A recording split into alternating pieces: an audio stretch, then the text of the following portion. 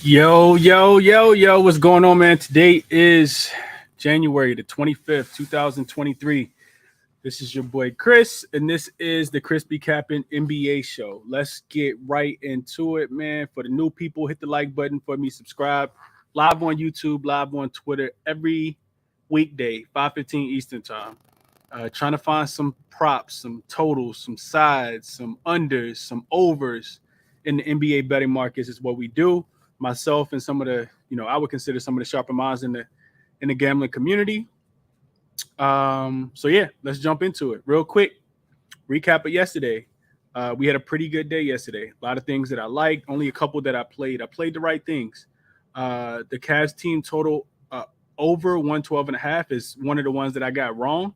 One of the ones that I liked the most as well, but they failed to score against the Knicks yesterday. Jared Allen did make up for that with his rebounds. Rebounds is listed at 8.5. I talked about him, having the advantage with no Mitchell Robinson. He cashed the 8.5. He also cashed the 10. He also cashed the 12.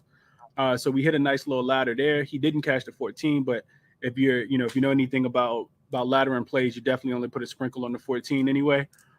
So end up making money there. And then Spencer Dinwiddie was the other play that I really, really like. So Spencer Dinwiddie over, I think it was 18.5, 19.5 points, minus 115, also cash. So pretty good day yesterday. Only 3 plays, but you talk about the ladder and you end up making more money than you played. So really, really good looks there. Hopefully looking to build off that. Today we have a lot of games on the slate today. I did a show this morning for the people that are new. If you come over to YouTube in the morning, you could tap in with me in the morning, drop some plays, some early looks that you're liking. But I break the card down, early, just to kind of let people know what I'm looking at early before some of the lines move, especially if we got injury, notifications on the injury. So, yeah, that's what I got for you guys. Be sure to check out the morning show, though, man. The morning show is cool. Cashed it with Chris. Monday, Wednesday, Friday, available on all podcast streaming platforms, Apple Podcasts, Spotify, 7 a.m. Eastern time for the new people that want to check it out. Check me out in the morning. Show also available on Tuesday and Thursday. As long as we got enough information, 7 a.m. Just check out the YouTube page. Turn the notifications on so you know when I go live. Hit the like button for me and let's jump into the slate for today, man. Let's go. So as I do on a lot of these big slates, I'm not going to break down every single game. Like, it's just, it becomes too much as far as me talking. So I'm just going to give you guys the plays that I'm looking at and the games that I handicapped in detail, share the looks that I'm putting my money on tonight, and then I open it up to the community as well so you guys can do the same. First game I do want to talk about. Let's get into it today. So first game I do want to talk about. I want to talk about this Indiana Pacers and the Orlando Magic game. So I saw the spread last night opened at 3.5. Looks like the spread is now up to 5. And money's coming in on Orlando for good reason in my estimation. This Pacers team did, exert a lot of energy last night playing against the Chicago Bulls. They scored 70 points to come back in that game. They scored 36 points in the third quarter, 34 points in the third quarter, 36 points in the fourth quarter, combined 70 points in that quarter. And now you get them on the second night of a back-to-back.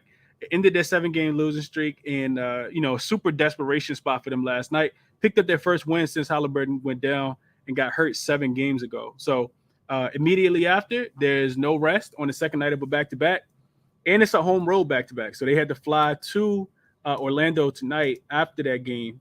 And this is also a team that, just struggles defensively. Opponents are shooting 51% over the last 5 games, which is the 4th worst. That's from 2.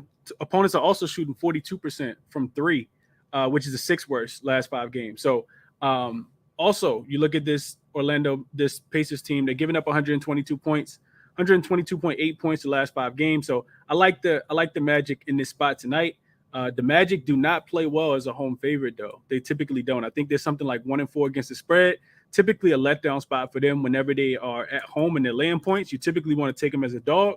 But in this situation specifically, they being a home favorite on a second leg with their opponents on a second leg of a back-to-back, they've only had this happen one time, and it came against the Spurs, which I think are a similar similar team, based on current form without having Tyrese Halliburton, of course. In that game, the Magic scored 133 points. So I put the Bet US play out earlier today. I'm on the Magic team total over 118.5. I think it's a game where, there's some value there. I think they could go, score 125 points in this game. So give me the Magic team total over 118.5. Probably my best bet of the day, the one I like the most in this game specifically. Also, a real another look towards player prop. I would look towards Wendell Carter Jr. Talked about this earlier on Let's Cap with Ronald Cobain, Munoz, and a couple of the other guys that were on the show. Shout out my guy Josh as well. Wendell Carter Jr. over 8.5 rebounds. I think it's like minus 130, depending on shop around. Make sure you guys are getting the best line. But Wendell Carter Jr. I think the Pacers just the inability to be able to score the ball presents a lot of rebound opportunities for the Orlando Magic. I also think them being on the second night of a back-to-back after exerting so much energy last night are all reasons that I like Wendell Carter Jr. from just from an eye test perspective, from a situational perspective. But when you look at the numbers, getting into the analytics, Wendell Carter Jr. is over 8.5 rebounds in 5 of his last 6 games this season.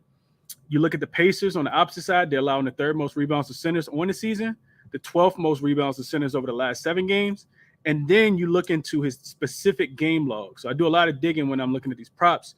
Wendell Carter Jr. had 18, 12, 18, and 13 rebounds in his last 4 games versus the Magic specifically. So I like Wendell Carter Jr. to go over the 8.5 number on his rebound prop. Couldn't talk anybody off louder than him to 10. And shout out to my guy Mitch. I think he dropped it in the chat early on Let's Cap. Wendell Carter Jr. double. I think it was close to plus 140, 160, 180. Don't know the exact number. No, it's plus 140. I did write it down. Wendell Carter Jr. Double plus 140 would be my top player prop look. I think even with those guys getting healthy, I think Wendell Carter Jr. stays out there. As long as he can stay out of foul trouble. Like I said, I think the Pacers miss shots. Wendell Carter Jr. been cleaning the glass, so I like him to go over his rebound prop. Also, like I said, Magic team total over 118.5 is what I got it at earlier. Moving along, the Brooklyn and Philly game, I think we're still kind of waiting on some news. I can't keep up. Like on a day like today when we got so many injuries going on, it's really, really difficult, when you got a lot of things going on to try to keep up with all the injury news. So I know that, potentially a couple guys were thinking about sitting this one out. So I didn't really look too much into this game, man. I think, just based on the spot, the first thing that jumps out to me is you get 2 East Coast teams back on the East Coast, after coming off extended West Coast trips. Philly went over there and went undefeated. I think they won 5 or 6 games in a row on the West Coast. They beat the Lakers, the Clippers, the Kings, Utah. They did their thing on the West Coast, and coming off the win against the Sacramento Kings without Embiid and Harden, so both of those guys should be rested if both of them are going to give it a go in this one. Let me see if I can find the updated injury news real quick, because I hate talking about games when I don't have the injury news. Let's see.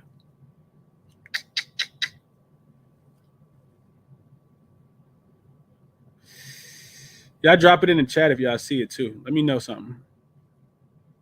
So Embiid listed as questionable. Last thing I saw. And Harden. I think Harden name might have came up on the injury report, but I think honestly, I don't know if I'm being honest with y'all. Let's see. Harden listed as probable. So I think Harden is going to play tonight. I think Harden's going to play, and Embiid just listed as questionable. So I don't really want to cap the game too much, afterwards. One thing we talk about a lot, though, and I got written down in my notes, is, you typically want to fade teams when they're coming back off the West Coast trip in their first game back home. But in this situation specifically, the 76ers are, they did have 2 days of rest. They haven't played 3 days of rest. They haven't played a game since I think it was Saturday when they beat Sacramento 129 to 127. Also, you look at the Philadelphia 76ers, they are also 3-1 straight up and against the spread coming off a road trip of 3 games or more this season. So they typically play well when they're coming off a road trip of 3 games or more this season. First game back home is typically not a big issue for them. We do know that Ben Simmons is going to be, this is a Ben Simmons, you could call it revenge game, or you could call it Philly revenge game towards Ben Simmons. So That might up the ante a little bit. Also, James Harden, same situation if he does play in this one. I was looking at Mr. Ben Simmons, points, rebounds, and assists under. I talked about it earlier when I did the little the show where I just kind of shared the link and had people kind of come in and live cap some of these games. Ben Simmons, I think, is 3-0 to the under on his PRA line, and it's because he's not scoring. So I couldn't talk anybody off just looking at his points under. I think they're 8.5, and it was plus money.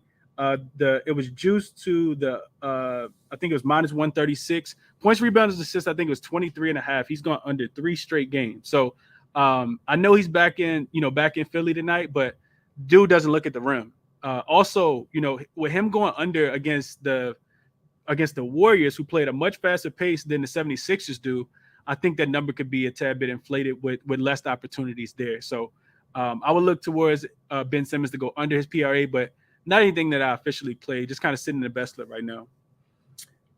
Let's keep going. Next game I want to talk about is the Washington Wizards and the Houston Rockets game. So spreading this one actually open. I saw it open at 3 last night when I was capping this game. Not really capping, but I was just kind of looking through the lines. The Wizards did get a big win last night against the Dallas Mavericks. The Houston Rockets also coming off a pretty big win. Oh, let me stay on the Washington side. So Washington also have won 3 games in a row since the return of Bradley Beal, even though Porzingis didn't play last night back in Dallas. So they beat the Knicks in his first game back. They went home, caught the Magic on the second night of a back-to-back and beat them as well. Then now they also beat the Mavericks last night. So first time they'll be playing on second night of a back-to-back, but it's a short travel, in-state travel from Dallas to Houston. Houston typically does not play well after a win. We know that they don't win too many games, but they did beat Minnesota 119-114. And Porzingis is still going to be out for this game. Monte Morris listed as questionable with a hamstring. Not for sure if he's going to play or not. Jabari Smith Jr. also listed as questionable for this one. Don't know if I've seen the update on those. But what I was looking at in this game, I think the Wizards can cover this short number, but I also think that it's way too many points. One thing I looked at earlier, shout out to my guy, Ronald Cobang. We looked at this earlier after his show. Teams that are coming off of playing against the Dallas Mavericks, but also play against the Houston Rockets on the next day. Those teams typically don't score a lot of points. I think it's because, you exert a lot of energy against the Golden State Warriors. I'm sorry, against the Dallas Mavericks, and then you don't have as much left in the tank against the Houston Rockets. So real quick, I want to pull this up real quick so people can see this. So if the previous opponent team that you played against was the Mavericks, and then and now the team that you're playing against is the Rockets.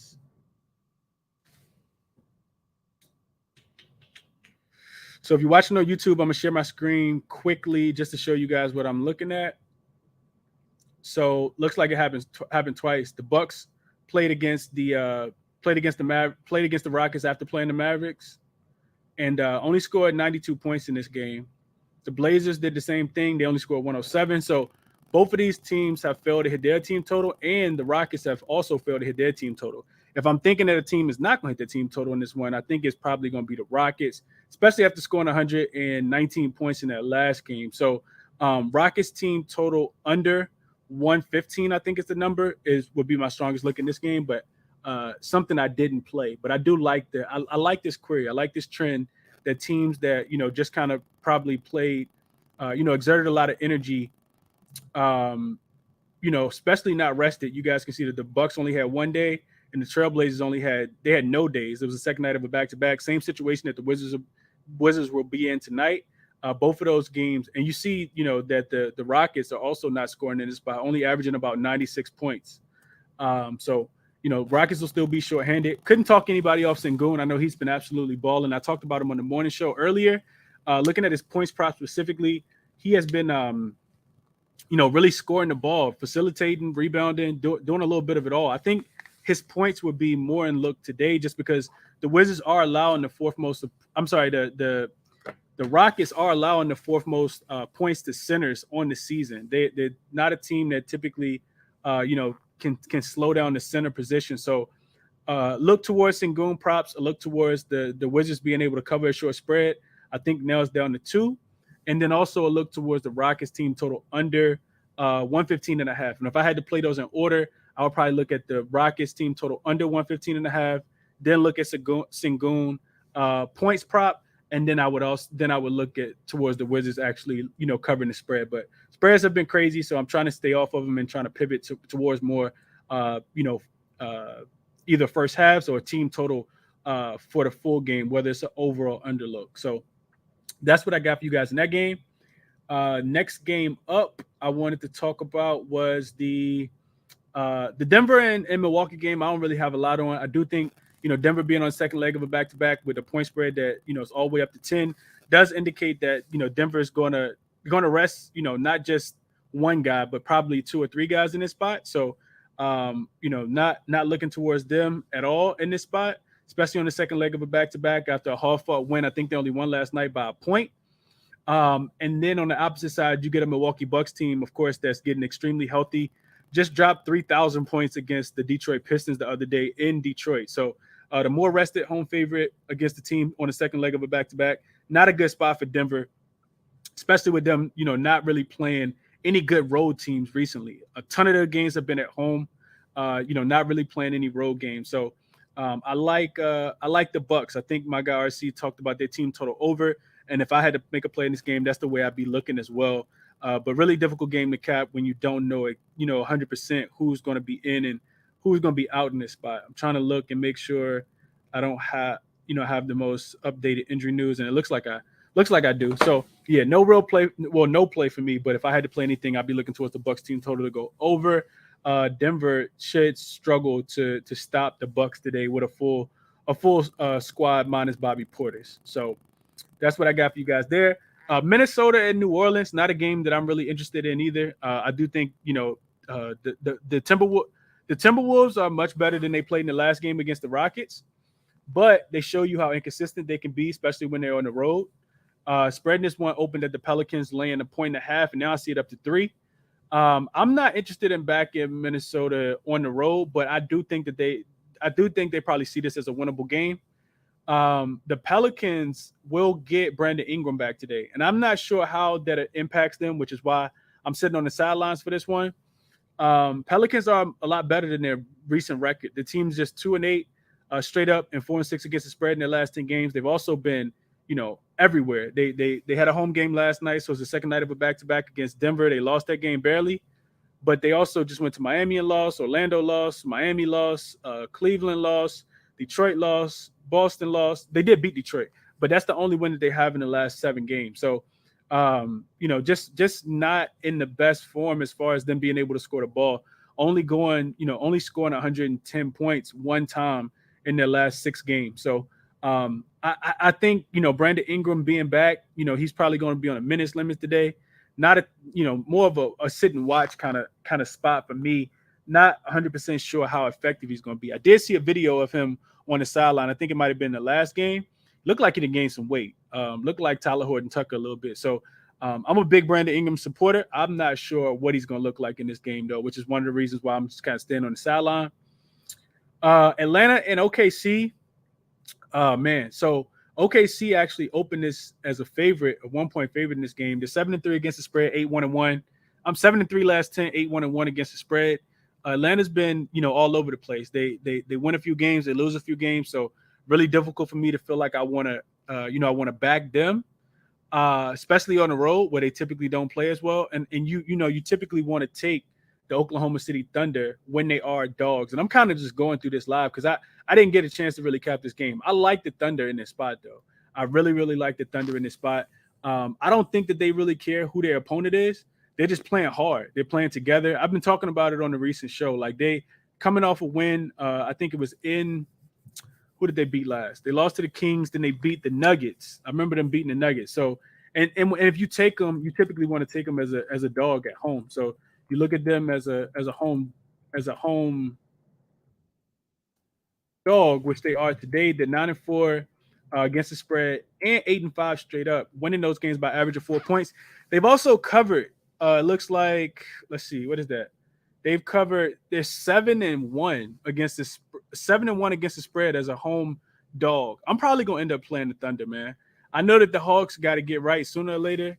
But I like the Thunder. I like the Thunder a lot, and I do feel like they're actually going for it. They're making a push, potentially try to get to the playoffs. This team is just 23-24 straight up, but in the Western Conference, there's so much parity, man, that they could absolutely just end up in the playoffs with how things have been going recently. Atlanta, opposite side, coming off the loss against Chicago Bulls 2 days ago.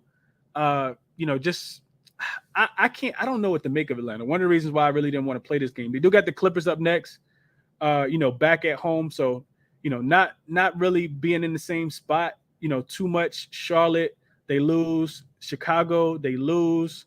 So yeah, but before that, they win 5 in a row and cover 4 of those 5 spreads. So really difficult game for me to cap, but I lean OKC. I probably won't play it, but I do lean OKC in this game. I think that they can cover. And if you think that they're going to cover, being that the point spread is 1.5, just take them on the money line. I think it's like a plus 110 right now. So that would be my look for this game. Looking at OKC plus the 1.5, but not anything I have in my pocket that I played officially. Just don't know how Atlanta's going to play. OKC does lock up though. They've been playing a lot better defense. A lot of their games have been going towards the under as well. Thought the total had been interested in the total because OKC typically goes over as a home dog, as a home favorite. I'm sorry. They were 7-2 to the over, 9-2, 7-2. I wrote it down yesterday. Forgot what the number was, but I'm gonna stay off the total just because if Atlanta wins, they typically win because they play defense. If OKC wins, they typically win because they've held their opponent under their team total as well. So OKC to win this game, I think would be my strongest look, but nothing I have official at all. And I didn't really cap too many. I didn't look at the player props in this game, but Trae Young assists, I think, typically clash against the Oklahoma City Thunder. This is also a revenge game for OKC for Atlanta. They did lose to Oklahoma City at home. I think in that game they were catching. OKC was catching 6.5 points. So now for this one to come back with OKC being a favorite shows me that the line, in my estimation, is all over OKC in this game. Coming back to OKC, coming back to Atlanta, and now that they're 1.5 point favorite means that people are betting on Atlanta, but you don't got to do what everybody else do. You could be contrarian and bet what you want to bet. I like OKC in this game, man. Let's see. Atlanta did beat them last year. This is a totally different team, but Atlanta did beat them last year in OKC 136 to 118. So that game definitely went over, but different OKC team for sure. So I'm taking too long on a game that I don't got to bet on. So let me keep going. Next game up, and I'm almost done because I didn't make a lot of plays today. Memphis and Golden State. Tough one. So Memphis is 7-3 in their last 10 games. The problem is they're 0-3 in their last. They're 7-3 in their last 10 games, but the problem is they're 0-3 in their last 3 games. All games have been on the road. All games have been against sub 500 opponents as well, minus the Sacramento Kings, which Sacramento actually absolutely obliterated this team the other day. Scored 47 points in the first quarter, but before that they had lost to the Suns on Sunday. They lost to the Lakers on Friday. Now Steven Adams is not in this game, and you catch Golden State, who have actually not been playing well at home. So I don't think that they. I also just I was gonna say I don't think that they overlook them, but not only do I think that they don't overlook them because they've been losing, but they know that they're the prey, looking to be hunted every single time that they lace it up against Memphis. So Memphis has really struggled to stop teams from shooting a three. Klay Thompson typically shoots the ball pretty well. I know he's coming off a pretty lackluster game against the Brooklyn Nets where he had an attempt to tie the game on a 3-pointer late and missed it. He shot 4 for 7 in that game and 0 for 7 from 3. I could, if I had to put some money on something today, I would bank that Klay Thompson not going 0 for 7 from 3 today. We know how much he specifically hates the Clippers. I'm sorry, not the Clippers. We know how much he hates the Memphis Grizzlies in general. So Klay's top competitor in the league as well. I'll probably be looking at Klay props, man. I just kind of talked myself into that. I don't know what his points prop listed at, but I know Memphis been giving it up. To the 3-point line. Jared Jackson Jr. will probably be slid into the 5, and Brandon Clark will play the 4, or vice versa. Maybe Tillman will be in there somewhere as well. But I'd be looking towards, Tillman did play the last game. He started the last game, had 10 points and 6 rebounds. But Sacramento shot 22 for 40 from the 3-point line, 55%. You would think that, Memphis would come out here and at least try to play a little bit better defense. The problem is Golden State is offensively, man, they're really, really good. They done had a couple days off, coming off a couple losses as well. I know it's a desperation spot for Memphis, but Memphis has not been good on the road, especially as a dog this season. I think something like 0-5 against the spread and straight up in this spot. And like I said, you don't have Steven Adams, in this one as well. I can't look towards Memphis, man. If they win the game, cool, but I'm not putting my money on it. Like I said, 3 straight wins, 3 straight losses, 4 straight non-covers. They barely beat Cleveland the game after that. So I don't know what they got going on, but I know that they got the Minnesota Timberwolves in 2 days before they finish out. They'll finish out in Minnesota to finish the 5-game road trip. So yeah, I think looking at the way that the Warriors typically guard Ja Morant, they don't have a lot of like paint protection. They typically do a pretty good job of switching. Ja typically plays well against them because everybody else doesn't. I think back to the Christmas Day game because they did already face each other, and Ja, I think he had a pretty good game in that game. So I think I know a lot of people on Ja points. I can see Ja, getting his points because the other guys typically don't step up as much, right? Dylan Brooks shot 4 for 12 in that game on Christmas. Desmond Bane, I think it was one of his first games back, only shot 2 for 13. Just didn't get a lot of help at all, right? Conchar shot 0 for 6. So I can see why people are on Ja points, but I'm going to sit this one out in this game and probably just watch this game. This is an ESPN game as well, so I think that's important to mention. Then the last few games, man, I don't really have a lot. The Utah and Portland game, not a game that I'm interested in at all. I'm not laying points with Portland. This team is 3-7 against the spread and straight up in the last 10 games. They are 13-9 at home, coming off maybe a confidence boosting win. But how confident can you be at beating the San Antonio Spurs? In a groove as far as being at home because they have played a bunch of home games. The Utah Jazz are 6-4 in their last 10. They really haven't. Seems like they played a lot of games at home, so this will be the first game they played on the road. But they've gotten back to covering spreads. The team is 25-25, which is better than Portland. And they're 7-3 against the spread in their last 10. They're coming off a 3-game homestand. Before that, they only played 1 road game, and they had 3 more home games. So 6 of their last 7 has been at home.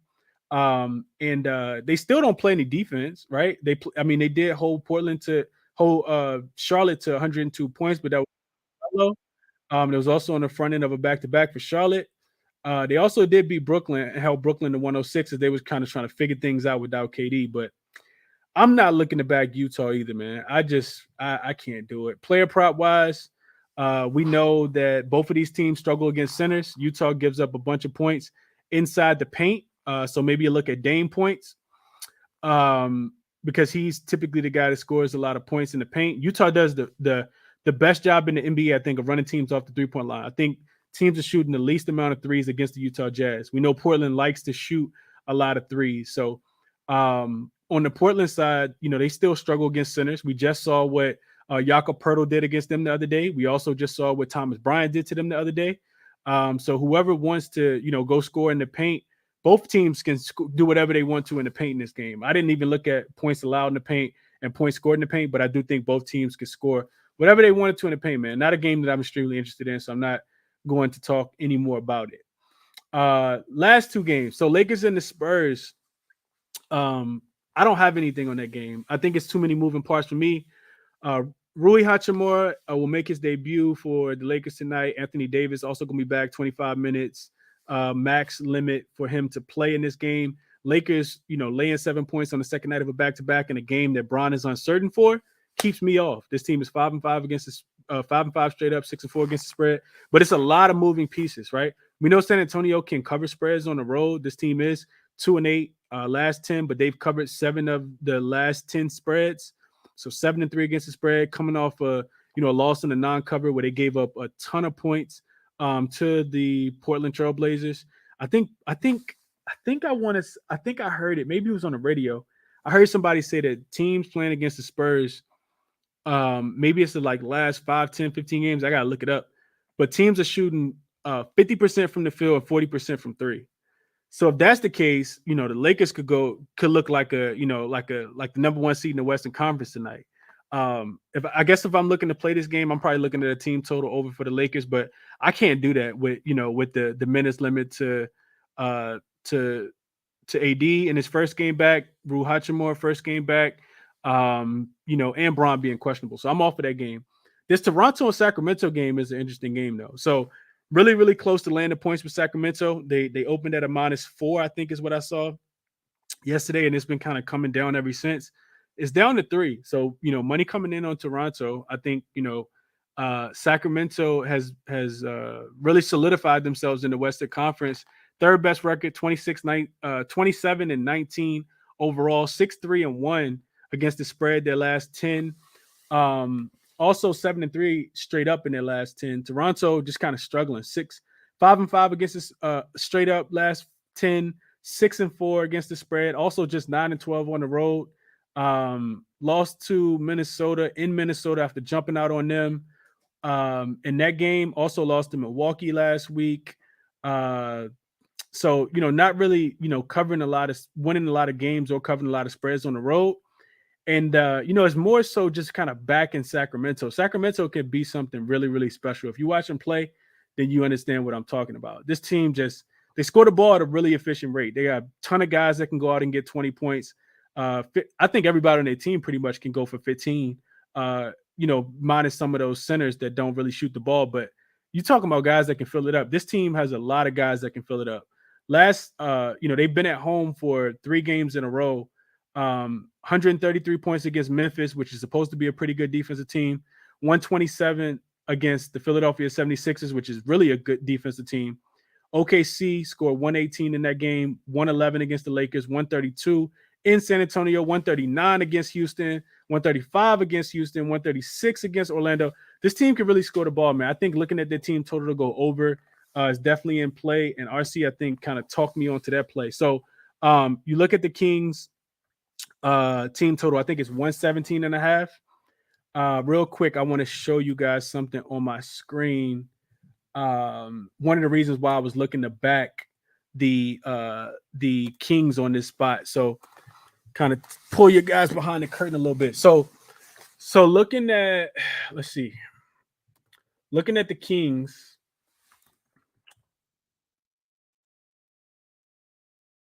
Looking at the Kings as a home favorite.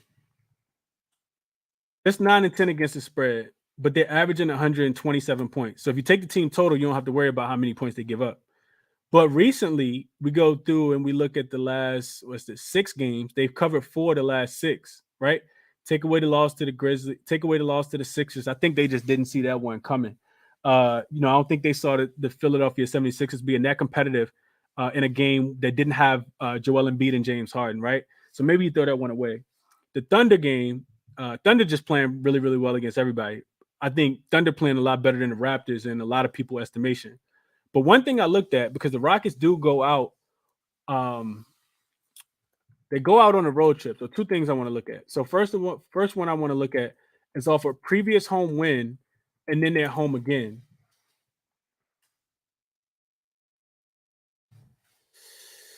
So if they're previously been home and then they're home again, you see that their second game after having a home game, they're averaging 132 points per game in this spot.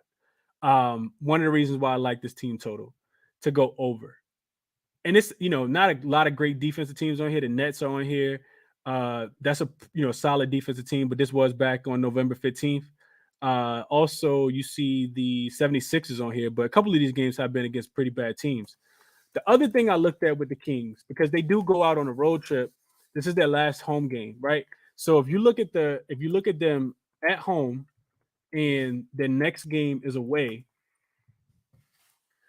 this team is 7-1 straight up, 6-2 against the spread, averaging 125.5 points per game. So I like the Kings because of this, right? Also, if you look at them at home, the next game is away, and their last game was also at home. So 2 home games. The next game is on the road. 5-1 straight up, 4-2 against the spread.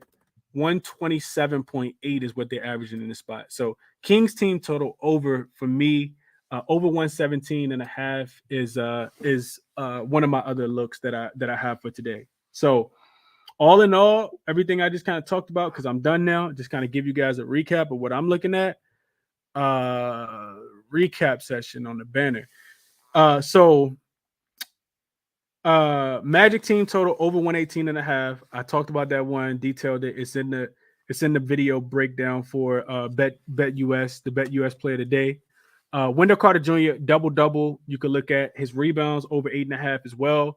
The Kings team total over 117.5 is what I just talked about. The Houston Rockets team total under 115.5. Also in that game, Sabonis over 13.5 rebounds.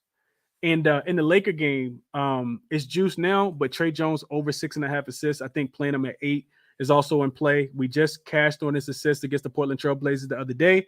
He also had 13 assists against the Lakers in the first game. So we know the Lakers going to play with a lot of pace. They're going to push the ball. I think if you want to avoid the juice, you could take him at 8 assists straight. He should be able to get there in an extremely fast-paced game with 2 of the fastest-paced teams in the league, especially with the Lakers on the second night of a back-to-back. Maybe potentially even overlooking the San Antonio Spurs just a tad bit. So I like Trey Jones to go over his 8.5 assists. Official plays for me, though, what I'd locked in, Orlando Magic team total over 118.5, Kings team total over 117.5, Wendell Carter Jr. over 8.5 rebounds, Sabonis over 13.5 rebounds. Those are my 4 plays that I placed already. Everything else that I talked about kind of got it sitting on the best list, but don't want to make too many plays today. Probably gonna end up getting there, but don't want to make too many. One more time. Kings team total over 117.5. Magic team total over 118.5. Wendell Carter Jr. over 8.5 rebounds. Sabonis over 13.5 rebounds will be the top looks of the day. So that's what I got for you guys, man. If you guys have looks that you want to share, send a brother a request so I can get you guys up. And hit the like button for me as well, man. 109 people watching on YouTube. Bunch of people in the space as well. 370, it looks like, some odd people. Send me a request if you guys got looks that you want to share. And we'll kick it there. So DJ, looks like you first up, my guy. All the pressure on you, man. What you got going on today, DJ? What's up, bro? How you doing today? I love some of the spots you're on today, man. I'm doing pretty good, DJ. How about yourself, man? How things going for you? Doing well. It was a busy day today for us. You know, we cap every sport, but NBA, man, this is what I'm looking forward to today. I think it's the slate of the year, man, and I'm ready to go. Slate of the year. Let's go, DJ. What you got for the people, man? I do, man. The NBA, they're marketing their quote unquote rivalry week, and I'm a Wizards fan. They got us playing the damn Rockets, bro. That ain't a rival. Like, what's going on? But I get it. I get their vision with those 2 shitty teams. But tonight I'm rolling with a similar play with you, like the Kings team total over. I'm on the Kings on the money line as well, man. I'm officially declared on this Kings bandwagon. I've been watching them play the last couple weeks, and they play old man basketball, bro. They play like they've been around for 30 years. The same team that they've all been together, and it's just a group of guys, group of young players that are just, they know how to play well together. And we're gonna take Herter over 2.5 threes tonight. This is a play we're playing for the second straight game in a row, and we missed it last game. Herter was just getting his cardio in, but I don't think Harrison Barnes is going to go and shoot 4 for 4 in the first 10 seconds of the game again, or whatever he did. So we like Herter again tonight. He's hit this line in 7 of his last 8 games against the Raptors, going back to his time on the Hawks. So it's a squad he's got a good career against, and Herter, man, he's underrated. I do think he's one of the more underrated players this year. He's top 5 and threes made, threes attempted this season, and shooting over 7 attempts a game, which is a lot of shots, man. He's playing over 30 minutes from the field. His 3-point percentage is almost at 48%, and he's hit this number 5 out of 10 games this month. And the Kings are playing great basketball for everything you said too, man. They shoot the ball better at home. They just play better at home, and they're going to go on the road here shortly. So I think they have to take advantage of this game tonight. They've won 7 out of their last 8, or whatever that number is. But I love watching this Kings team play basketball, and I'm riding with Herter again tonight, guys. And hope everyone has a good night tonight. I only got a 2 plays tonight out in the NBA just because, the slate's so loaded tonight. I think there's going to be so many good games that it's just tough to cap, in my opinion, whenever that happens. But good luck tonight, guys. It's going to be entertaining. Absolutely, DJ. And I agree with that sentiment as well, man. We don't have to, have a play in every single game. I actually find it more, I guess, less stressful because if I give out a play or, I'm on something, I actually like watching the game, I know some people don't like watching the game. I like to see how my bet wins or loses, right? So I can give it a recap. Like if there's a day that the slate is 3 games, I might have 5 bets out. If there's 10 games, I might have 2 plays, That's a fact. That's a fact, DJ. So I appreciate the looks and I appreciate that sentiment about, not having to play every game and, 9 games, only got 2 plays. I love it, DJ. Only 4 for me today. So could not talk you off. Like the looks on the Kings, Kevin Huerter as well. Best of luck, and I hope you cash that, DJ. And best of luck to you today, man. Bookie, coming to you, and then Frag, I'm coming to you. What up, Bookie? Yo, what up, Chris? I'm going to start with an under I got. I would love to watch this play, but if I did, my eyes would fall out of my head. Dylan Brooks, under 3 or under 2.5 assists. It's minus 127 on Barstool. Positive EV, it's up to minus 150 and up on DK. What is? Hold on, Bookie. What is it again? Oh, it was Dylan Brooks under 2.5 assists. Dylan Brooks. Okay. Yeah. Yeah, positive EV, it's up to minus 150 and up on DK, Fox, MGM, Caesar. Dylan Brooks, he's a black hole in the sense that when the ball comes to him, it's very unlikely it's coming back. That's a fact. Yeah, among non-big men, he actually has the highest differential between passes made and passes received. Minimum 25 minutes played, obviously, but the biggest differential. Over the last 12 games, Brooks averages just 3.9 assist chances. So asking for him to get 3, it's kind of a lot. In the game versus Golden State this year, he had 1 assist on 1 assist chance. And then in the game right before that, actually, I bet on his assist prop as well. And he managed to get 1 assist on 0 assist chances. I have no idea how it's possible, but it happened. So I really like that look there. Another play I really like tonight is Trae Young under 26.5. It's down to 25.5 on a couple books. I'd probably stay off. He's landed on 26 exactly quite a few times this year. He's under in 6 and 11 in January, averaging 25.7 points. Under in 5 of 6 without Hunter this season, averaging 23.2 points. So I don't care if he's in or out. He's over the last 30 games, OKC allows the 12 least points to point guards, but more importantly, the least 3-pointers made it as well. OKC also allows the least points per game to the opposing team's primary scorer. Trae Young has the 5th highest pick and roll frequency in the NBA and scores 42% of his points as the pick and roll ball handler. This season, OKC allows the 3rd least points per possession and the 5th lowest score frequency to NBA ball handlers. Over the last 12 games, OKC also has the 5th best defensive rating in the NBA at home. So I really like Trae to go under. I think that 26.5 is a key number. I also like Walker Kessler tonight, over 10.5 points, minus 130 DK. Some books had this at 11.5. I don't love that. Just these low scoring players. I don't really like playing a point up or anything like that. In 11 games this season without Olynyk, he's over in 7-11 with 3 of the misses coming against Brooklyn and Cleveland twice. Maybe two of the best interior defenses in the league. And the last under came on a game. He landed on the hook at 10, missing 2 free throws late in the game. I was betting on him that game too. He's played 2 games versus Portland this season, but that was with Olynyk. And in those games, he scored 6 points in 11 minutes and 8 points in 17 minutes. So if he even sees half the field goal volume he did in those short minutes, he could easily hit this. And he's averaging 27.4 minutes without Olynyk, so definitely way over that. Portland also allows the 5th most points to centers per game, giving up plus 2.61 points to average. And they also allow the tied 6th most points to the roll man in the pick and roll. And Kessler just made huge improvements in the slip game with Conley. Finishing at the rim has made big improvements since the start of the season. He's also seen his field goal attempts and free throw attempts trending up over the last 30 days. I included that in the tweet I posted about it. Last play I got, Franz Wagner, over 19.5 points on Barstool, minus 113. Positive EV as well. I saw it at minus 133 on Fox. FanDuel, I think, had it at minus 140 before it jumped to 20.5, where it is on some other books now. Against Indiana, he's over in 3 of 5 games in his career, averaging 21.8 points. In 2 of 2 games this season, averaging 24.5 points. over the last 10, averaging 22.9 points on 15.9 field goal attempts. And over the last 30 days, Indiana's defense allows the second most points to shooting guards and the second most three-pointers made. Okay. They also give up plus 4.58 points to the average, and Franz is scoring just under 20% of his total points from the free throw line, which is a very high number, especially considering his age. Him and Polish get to the line so well.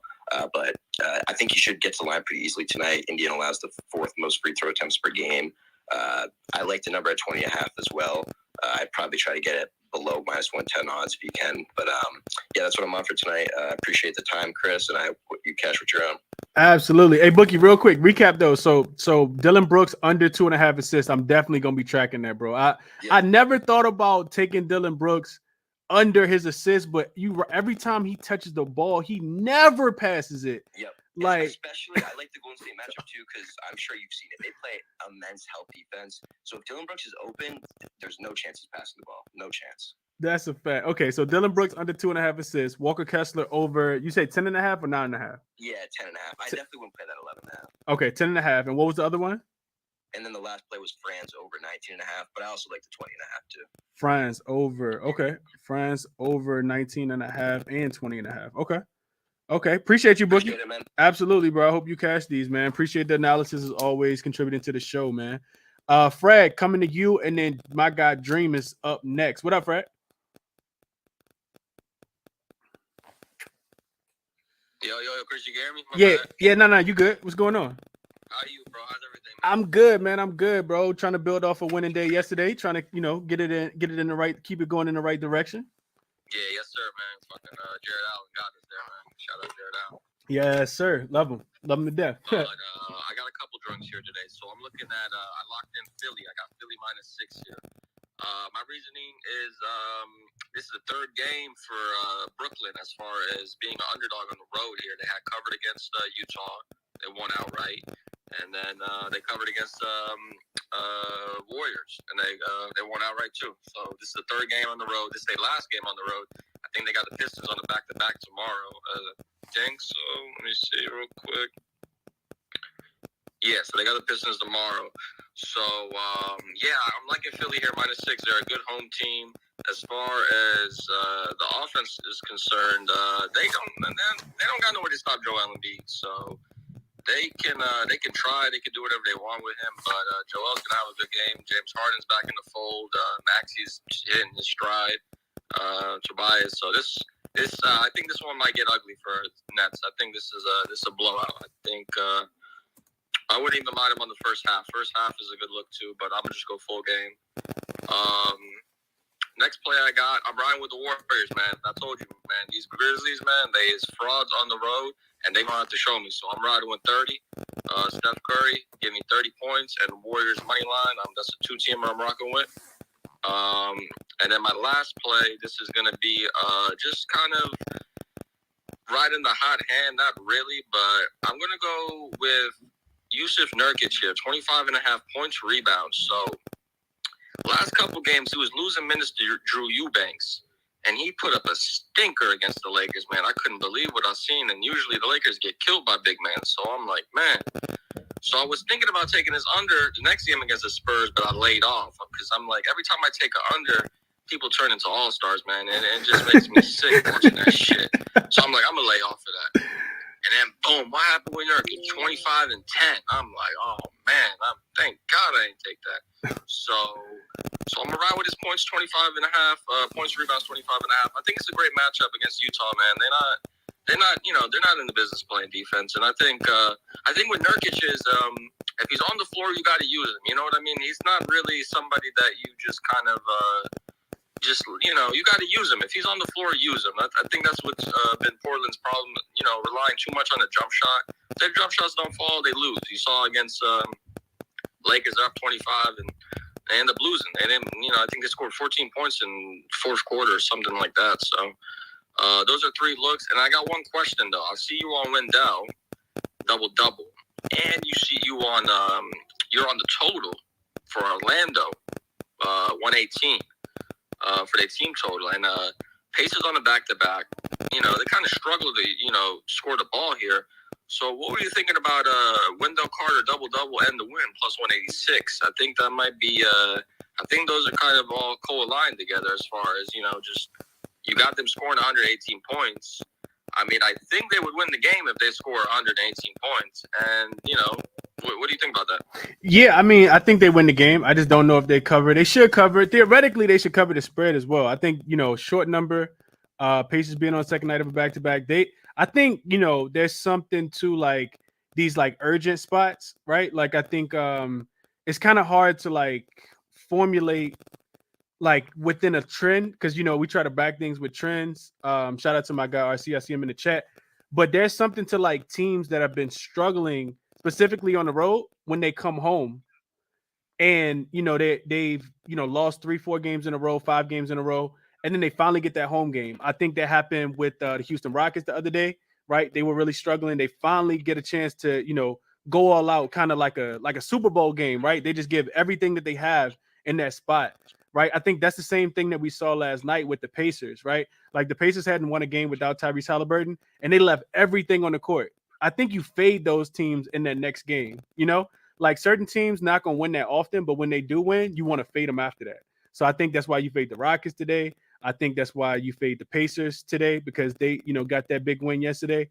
And like I said, there's no real substance to it. But if you're gonna get a win, you want to do it in front of your home crowd so you don't get booed.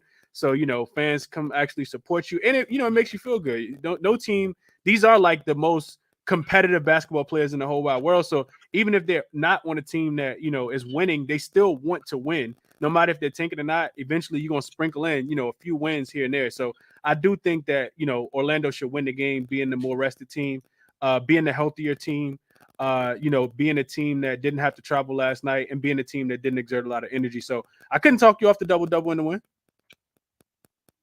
All right, and then one more thing, my bad, bro. Now you good? What's up? And then Draymond Green, I had locked in actually. I just locked it in a couple minutes ago. I forgot my put it in.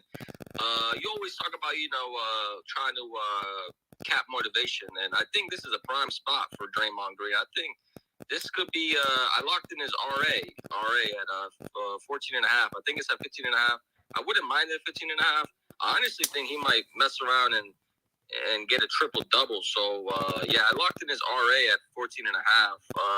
I think this is just, motivation. This is, if you know, these guys, they don't like each other. So my only concern with Draymond is if he gets ejected. That's literally it. I think that's my only concern. Steven Adams is out, so I think that it's just a great boost for him. So yeah, that's my last play, and I appreciate you having me up, man. Thanks. Absolutely, Fred. I couldn't talk you off the the rebounds plus assists. I think you said 13.5, 13.5. Yeah, it's at 14. I got it at 14, but it's at 15.5 right now. Okay, yeah, 14.5. Yeah, I can see that. Grizzlies, we know, play at an extremely fast pace, specifically on the road, so it should be a lot of up and down in this game. And Draymond's the head of the snake when it comes to that offense. They run through him, so he should be able to rebound the ball. Should be a few more rebounding opportunities without Steven Adams in there as well. Not really sure who he guards on the defensive end. Maybe Jared Jackson Jr. Not sure how much they try to get the ball to him tonight. But yeah, I couldn't talk you over that, Fred. Just kind of going through some things in my head. But best of luck, bro. I hope you cash it. I can see that happening tonight. Appreciate it, man. And shout out all the people coming up here and giving up plays, man. Hope everybody has a good day. Absolutely. That's what we're trying to do. We're trying to get some cash. Speaking of cash, let me go to my man Dream. Dream, what we cashing on tonight, my guy? What's up, Dream? What's the vibes, my guy? What's poppin'? I can't call it, Dream. Trying to find some cash like always, man. What we on tonight? What you doing? I got a few spots. I put them all in this morning. Okay. I've been looking for something else, but nothing really came across. So I just go over when I played them, why I played them. And I do got some alternatives because I know some of the lines to move. But I played Laurie over 8.5 rebounds. This was simple. Portland is trash against centers. They don't necessarily struggle with rebounds, but they do give up rebounds. And I know Laurie's a power forward, but the way their rotation been, the Jazz rotation been, Laurie been getting a lot of center minutes because old boy been out, Olenek. Mm-hmm. So Vanderbilt is playing as well, but he's not playing a bunch of minutes. You're getting a lot of Laurie at center. So he's going over this number 5 straight games. Shit, he's actually had 11 plus rebounds 5 straight games. So that would be a double 5 straight games. So I'm basically betting on him to keep the streak going.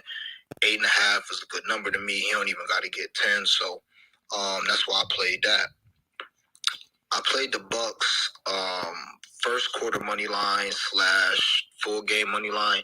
They got these on FanDuel. I'm not sure. They probably have them on other books, but I play them on FanDuel. That line probably gone. I would pivot toward the first half. First half is probably -5.5, -5. But I played that assuming Jokic would sit out because it's a back-to-back and he just came back from injury. I don't know if he's going to sit out or not. I see the line in balloon to 10.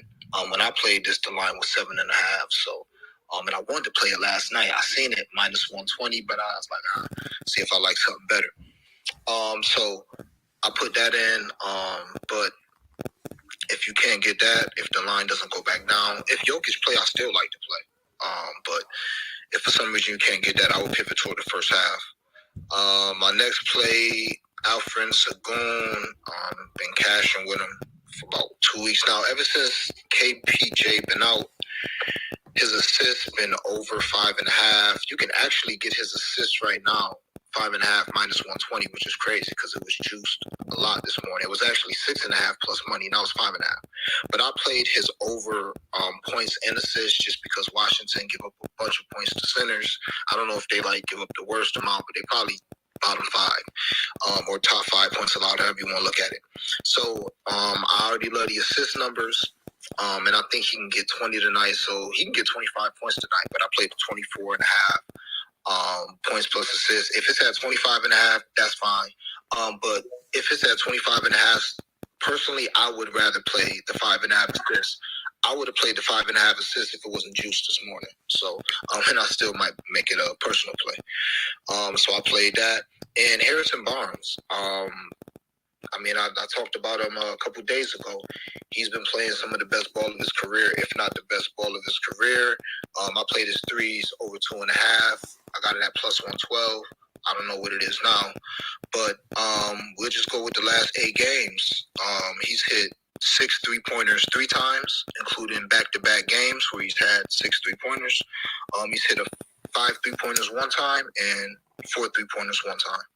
And he's gone over this 2.5, 6 of the last 8 games. So I'm going to keep riding him. I laddered him all the way to 5 like I did last time. And he cashed just out in the first quarter. So I know somebody came up here and said they don't think that's going to happen. Could happen. I don't know. But I don't anticipate it happening. But I do expect him to get a bunch of threes up tonight. And hopefully he'll hit a few from for us. As far as blunt money bets, I played Monte Morris. I don't know where he went. I was trying to double back and see where his line went to, but I played Monte Morris from the Wizards to have 20 points plus 900, and to have 10 assists plus 950. Rockets give up the most points and assists to point guards, if I'm not mistaken. And Monte Morris just had 10 assists 3 games ago. And that's it. I'm trying to get Josh Richardson lines because if Romeo Langford don't play for the Spurs, Josh Richardson gonna get a bunch of shots tonight, and I could see him having 20. So I'll ladder his points too. That's it. Like him, Dream, especially that Josh Richardson. People don't be watching the Spurs. I can tell you do though, Dream. Josh Richardson he be scoring, bro. Yo, Trey Jones. I like that Trey Jones play. I might hop on that too. But yeah, watching Trey Jones the last 3 weeks. Yeah, hey, bro. Like it's like he just looked for Keldon Johnson, look for Richardson, bro. Richardson looked like he remind me of J.R. Smith. Like he just be out there shooting, like, and them joints be going in. So I couldn't talk anybody off the Josh Richardson props, man. Even if they become available live, Josh Richardson gonna be out there shooting for sure. He gonna be out there letting it go. So yeah, I couldn't talk you off of that one, Dream. Dream always coming with the sneaky looks, man. The looks nobody think about. So appreciate you, Dream. Hope you catch those, bro. And let's keep going. It's definitely some good looks there. Look like a lot of people in the YouTube comment section look like they on DeJounte tonight, man. Everybody look like they on DeJounte. It must be his birthday or something I know about. I like DeJounte a lot, but like I said, I didn't really cap that game from a player prop perspective. Couldn't talk anybody off DeJounte though. I don't know. Desperate time call for desperate measures. You coming off 2 straight losses. Maybe you feel like you got to get one at OKC, or even if you don't, you gonna play well. I think DeJounte probably guards I think he probably tries to lock up SGA tonight, which may take the scoring load off of him. Maybe it doesn't. I don't know. I know he in really good shape, but I kind of see Coach Nate McMillan saying, "Hey, DeJounte, can you guard SGA to kind of slow him down for us tonight? You are our best perimeter defender.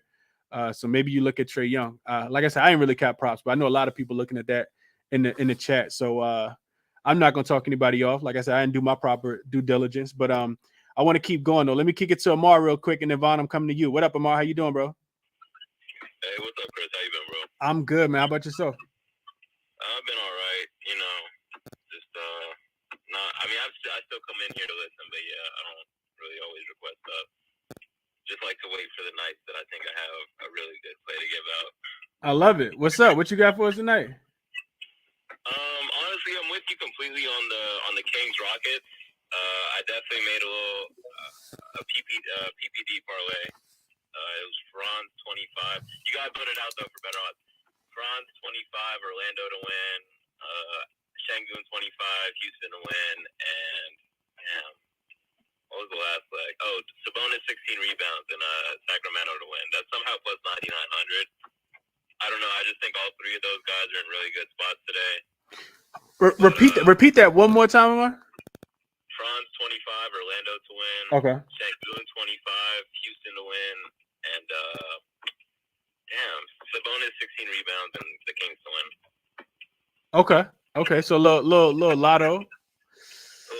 Somehow plus 9,900, basically 100 to 1. Okay. Two other players that I'm on tonight haven't even been listed tonight. This first one kind of depends. Really depends on whether or not LeBron plays. I'm pretty sure he won't, though. He just scored 40. He didn't play the whole fourth quarter, but he did just score 40 at almost 39 years old. So I'm expecting him to sit the second night of a back-to-back. And if he does, I'm definitely going to be all over Westbrook tonight, especially with AD coming back. He's just going to go crazy. Pick and rolls, guys wide open at the three-point line, even though the Lakers don't have the best shooters. It's just a good matchup. Another fast-paced team in the Spurs. So really like Westbrook. Assist, triple-double, maybe sprinkle a little bit. If Bron don't play, okay. Yeah, I couldn't talk you off of that. Extremely fast-paced game. They don't have a lot of rim protection. We know Westbrook has his best games of the season when he's playing against a team that doesn't have a defensive interior presence. So could not talk you off that at all, Lamar. Best of luck to you, bro. I hope you cash it. Wait, there was one more. My bad. No, what you got? It was Isaiah Joe threes. Isaiah Joe, on the Thunder. He's just been a sniper. I mean, not even just lately, this whole season, really. And it's just a good spot. Like, I did my research. Not going to bore you guys with the stats. Nobody wants to hear it. But just saying, I think it's a really good spot for him to go crazy tonight as he's been doing, with his threes. The lines haven't come out yet. But sure, it'll be around 2.5. So it's going to ladder that up to 5. Isaiah Joe for the Oklahoma City Thunder. Okay. Over his threes. Okay. Yes, all right, Amar. Best of luck, bro. All right, appreciate it. You guys be safe. You have a good one. Absolutely, man. Right back at you. Let me kick it to Vaughn. What up, Vaughn? Then I'm coming to you, Steam Sims. I'm good, bro. You hear me good? Yeah, you good. What you on today, Vaughn? What's going on? Hey, man, I don't have a lot of plays at all. The only thing I've locked in right now is the Orlando Magic first quarter spread -2.5. We know how bad the Pacers are in the first quarter. I like the Wendell Carter rebounds. Look, I like a whole lot of other shit, but I started capping the games a little earlier. My daughter played in her mom's face with the cell phone. So I've been trying to convince my baby mama not to kill my daughter all day. So I ain't been able to cap these games that much. So I'm only right now on the first quarter for the Orlando Magic. I got a little parlay I threw together. I like a couple point guards tonight. Didn't do a lot of research, so I only sprinkled $3 on this. It's Ja for 30, Steph for 30, and Dame for 30. Van Fleet for 4 threes, Keegan Murray for 4 threes. Threw $3 on that. That's all I'm on tonight. Again, haven't been able to cap these games that much. I got some personal shit going on. What's the odds on that, Vaughn? Plus 4,872. Okay, and that was, you said Ja Steph 30, Dame 30.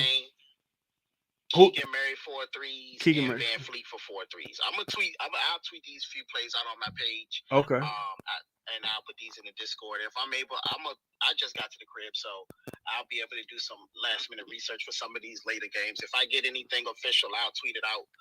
But just wanted to come up and show some love, bro. I was able to listen to the morning show, seeing you on with Ronald today. So big love to you, Ronald, Jay, the guys that continue to do it day in and day out.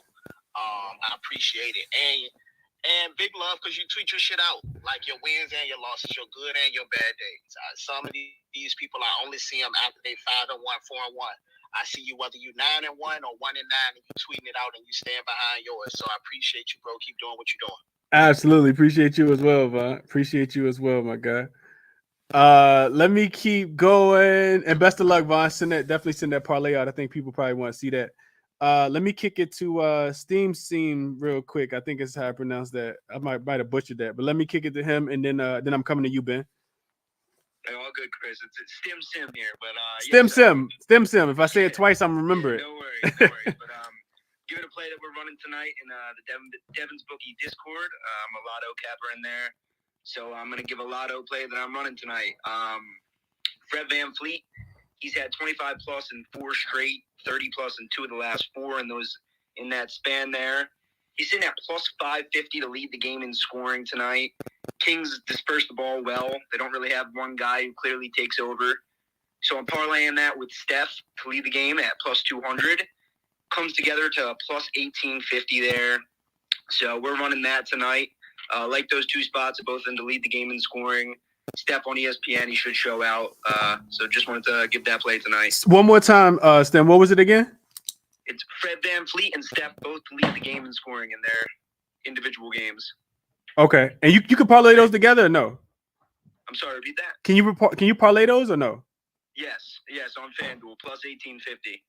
Oh, okay. To lead both games in scoring. Okay. Yeah. So that's the play for tonight.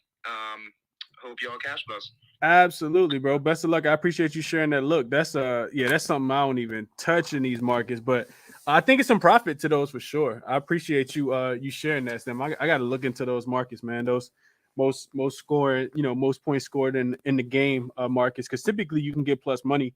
You just got to know which guy you think gonna score the most points. So appreciate that look for sure. Let me kick it to Ben real quick. Let me kick it to Ben real quick. Ben, what's going on, my guy? How you doing? Hey, how you doing, man? I'm good. What's going on, Ben? What we on tonight, man? I think just about everybody in here had a good night last night, because it felt like everyone was saying was going on, Yeah, I think for the most part things were going well. Yeah. Yeah, no doubt. So I got a few plays for tonight. I know a lot of people have been hating on him, but I don't know. He's kind of been a cash cow for me. Is Jalen Green? I think he's been, at least for me, somewhat predictable this year because he has extremely apparent home road splits. He's averaging just about 4 points per game more this year at home than on the road. He's also been going absolutely nuts without KPJ. Shout out to Bookie Bully. He kind of got me on the DJ Analytics thing. You're going to hear me referencing a lot of the things that he does now because I love those statistics. Everyone kind of hears me talk about that a little bit up here. But he has an extremely plus matchup tonight with sorry, I'm trying to pull up my notes as I'm driving. I wasn't quite ready. That's my fault. He's got an extremely plus matchup tonight.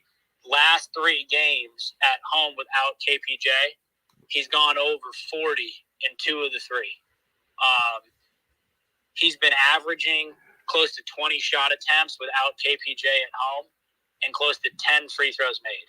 So if you're going to give me free throws attempted. So if you're going to give me 20 shots and 10 free throws, I'm going to take the 24.5 every single day.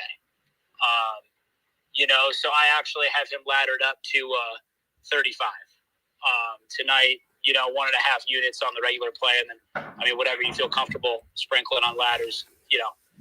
Everyone do that. I'm also on Kyrie tonight over his 28.5. I grabbed it on FanDuel maybe an hour ago at minus 115.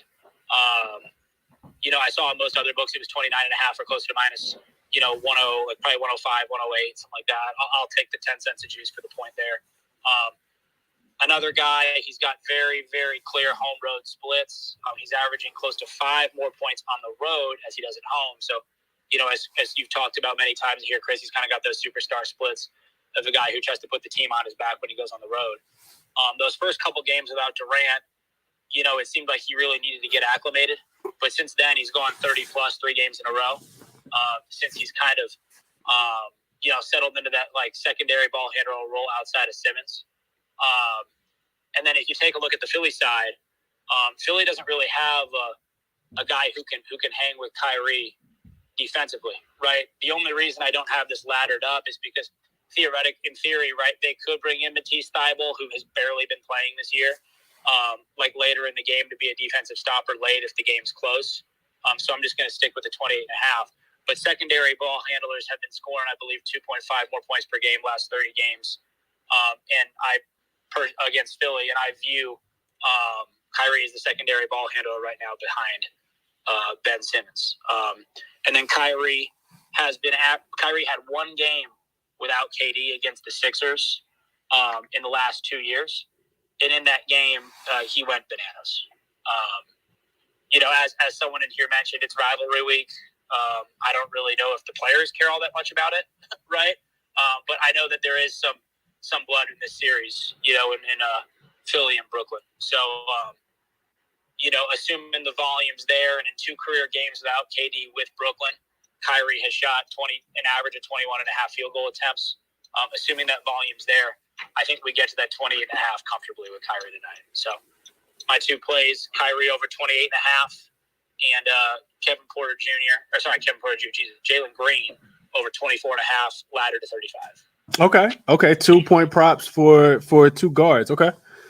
I hope you cash them, Ben. Best of luck, man. You too. Best of luck to you. Let me kick it to Cam. What up, Cam?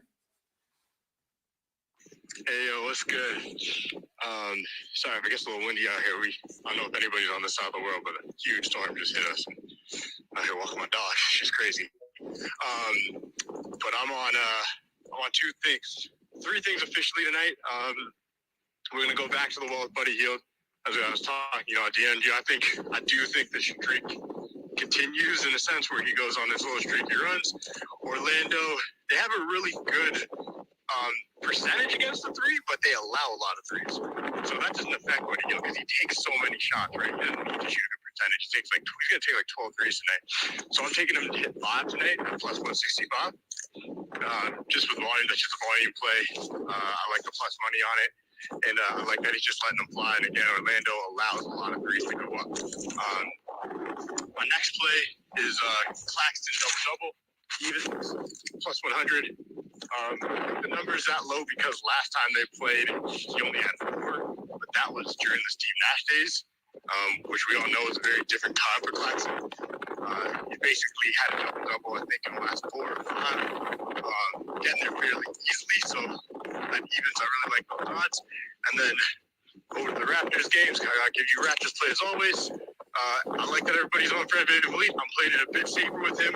I'm parlaying his 20-plus points with 3 threes for plus 106.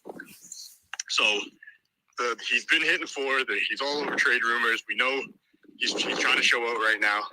I like getting plus money at the 20 points and the 3 threes. Just in case, I probably will on my personal end play the 4 threes at plus 170, but that'll probably depend on my earlier plays.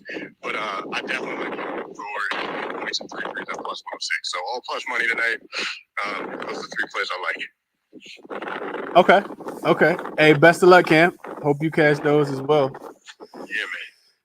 Like them. All right, so it's 6:30, man. I'm about to jump off here, but I'd be remiss to not let my guy come up. Mr. Ski Prophet himself is in the building.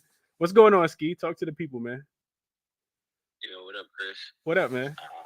I'm late to the party, but I just wanted to share one play for today. What you got for us? I'm going Marketing over his rebounds.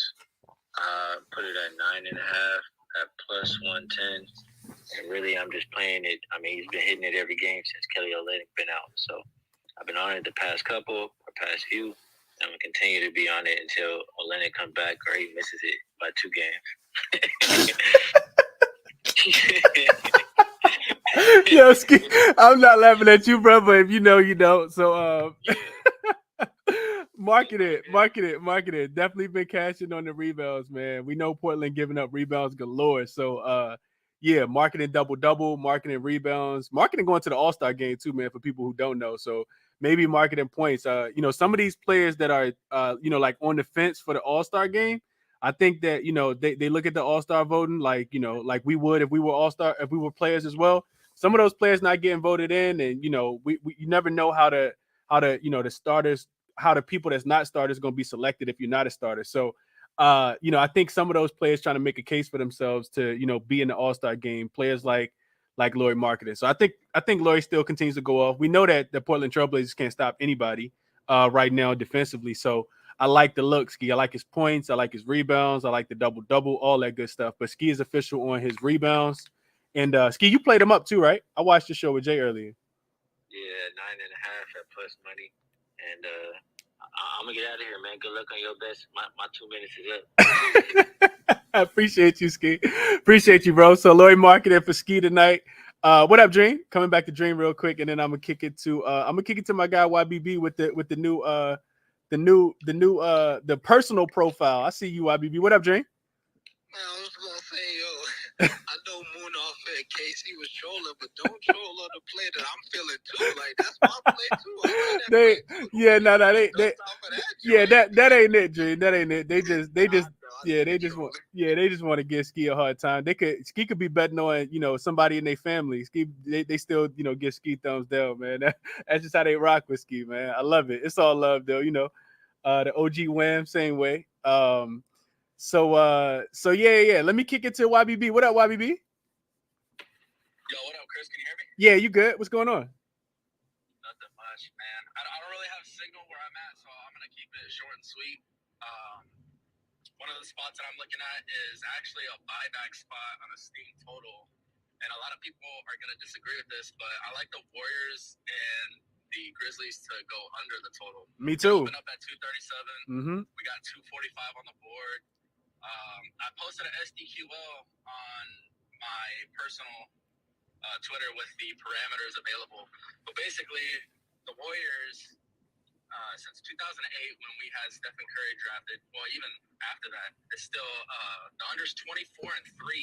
I'm sorry, 26-3. When the Warriors are facing an opponent that they beat as an underdog, and the total went under. And then they covered the spread by at least 15 points. So this applies in tonight's game.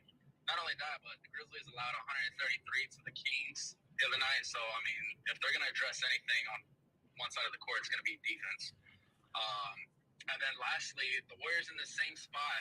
And again, the parameters they're pinned on, or it's my last tweet on the profile, so you guys can play with killersports.com or whatever. But the Warriors are 11-0 to the under in this spot as well since last season.